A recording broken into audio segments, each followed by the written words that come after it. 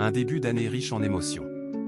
Si le mois de juillet marquait les 1 an de la disparition de Thierry Ardisson, les proches de l'animateur se sont aussi retrouvés pour des moments plus joyeux, à l'image du mariage de Gaston Ardisson célébré à Paris début juin. 2 mois après le grand jour, le jeune homme a partagé un aperçu de cette journée mémorable, sur ses réseaux sociaux. Une série de clichés à travers laquelle on aperçoit naturellement les jeunes mariés, ainsi que plusieurs de leurs proches, à l'image d'Audrey Crespo-Mara. Présente pour cette étape importante dans la vie de son beau-fils, la journaliste n'a pas tardé à repartager à son tour cette publication de Gaston Ardisson, qu'elle a accompagnée du message suivant « Beau gosse Gaston Ardisson », a-t-elle écrit, en ajoutant un émoticône, clin d'œil, et « cœur ».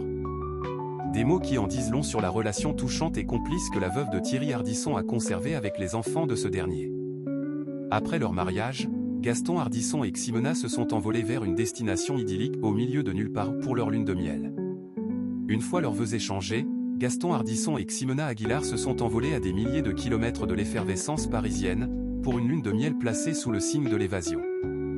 Dans une longue interview accordée à Vogue France le 30 juillet, la jeune mariée a accepté de raconter les coulisses de ce voyage pensé comme une parenthèse suspendue. Nous voulions d'abord nous perdre, puis nous retrouver, a-t-elle confié, résumant l'esprit de cette escapade à deux. Leur première escale les a conduits à Bawa Reserve, un joyau isolé de l'archipel indonésien.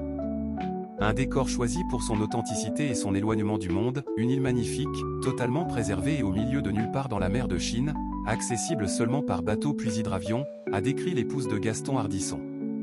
Le couple a ensuite poursuivi son périple à Java, toujours en Indonésie, à Lamangiwo, un hôtel niché près du temple de Borobudur, au cœur des montagnes et entouré de 4 volcans. Cette seconde partie était plus spirituelle, nous avons découvert l'histoire passionnante et méconnue de Java, et nous avons pu participer à plusieurs rituels traditionnels centrés sur les nouveaux départs, a raconté la jeune mariée. Des expériences qui ont résonné d'une manière inattendue dans leur nouvelle vie à deux, certains ont pris une signification que nous n'avions absolument pas anticipée.